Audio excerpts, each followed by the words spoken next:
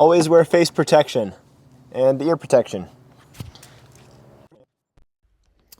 All right, getting into the project. Basswood. That's what I'm carving in this project. I typically don't carve basswood. I am not a big fan of it, mainly because I don't love the way it sands and finishes, and it's kind of bland. But that being said, it is really nice to work with, and this project kind of changed my mind about basswood. It's soft, it holds detail well, it's a great material. Sharpening up the bandsaw there, getting active with it to move the headdress back. This is a carving of Sitting Bull, who was an incredibly important figure in Native history. I'll talk about that in a moment. Roughing in the major shapes here, again with the chainsaw, and taking a little break in just a moment for some coffee.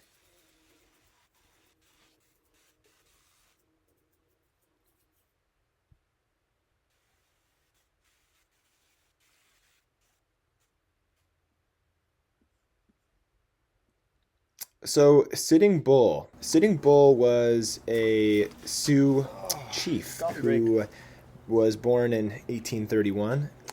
He was a very important part alongside of Crazy Horse, the Sioux Wars, the Great Sioux Wars, which in 1868 the United States basically signed a treaty allowing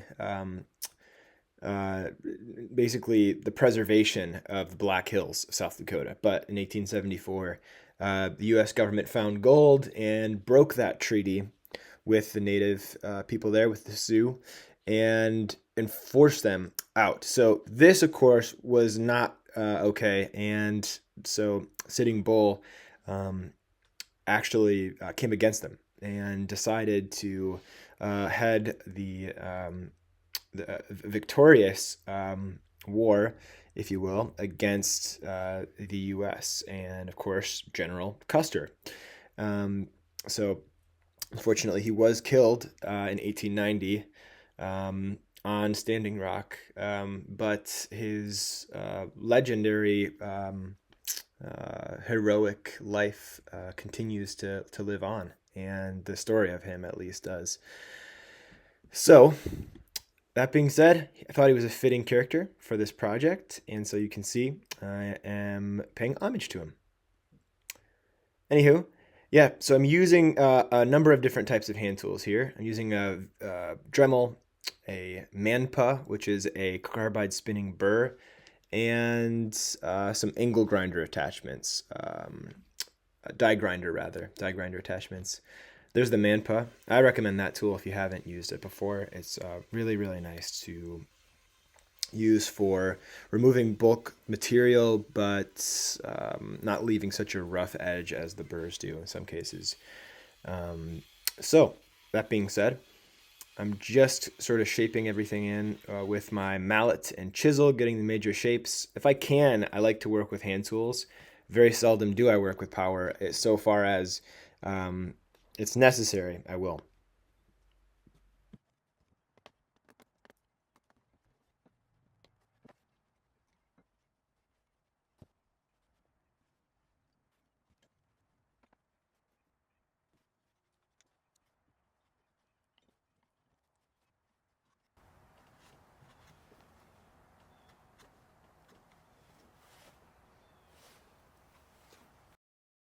And then you can see too, I'm using a V tool to define the upper lids, the bags of the eyes, the ala flares, nasolabial folds, kind of shaping the sides or edges of the face, the cheek, jawline, brow ridge, all of that, and slowly kind of getting the refined shapes. Now, I'm glancing off here to the left pretty often, and that is very important because I'm looking at the reference image. The reference image helps me to make sure that things are kept in proportion, and also just sort of maintaining likeness. A really great painter told me once that it's probably best you spend the majority of your time looking at the reference photo when you're creating something. So not the painting that you're working on, not the drawing that you're working on. Most of the time you spend looking at an object, you should be looking at the thing that you're trying to make during the process of creation. So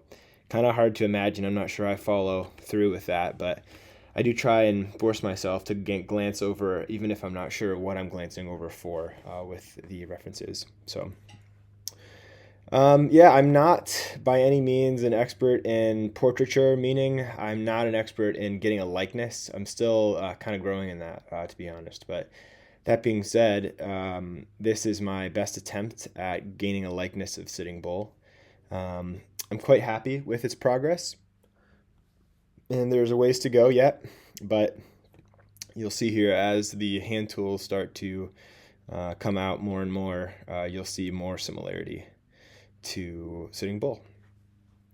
Roughing in the major shapes here, and taking a break.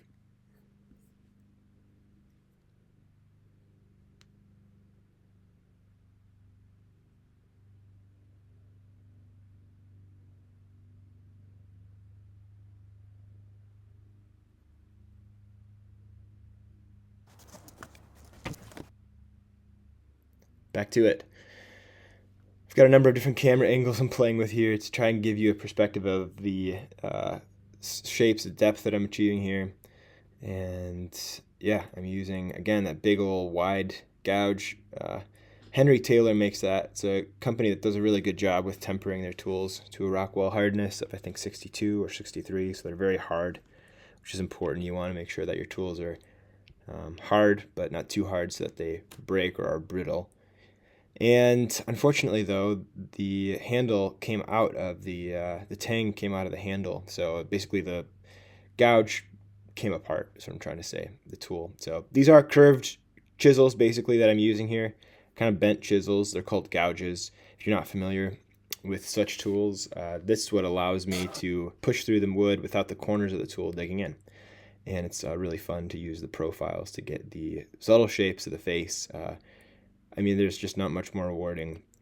Most of the work that was done getting the major shapes of the face blocked in were done in a day. And so this is day 2 here. You see me having the carving in the shop and working on it.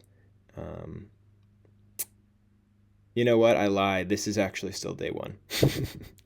Still in day 1. I brought the carving in, and you'll see here in just a few moments my outfit change, and that'll be day 2.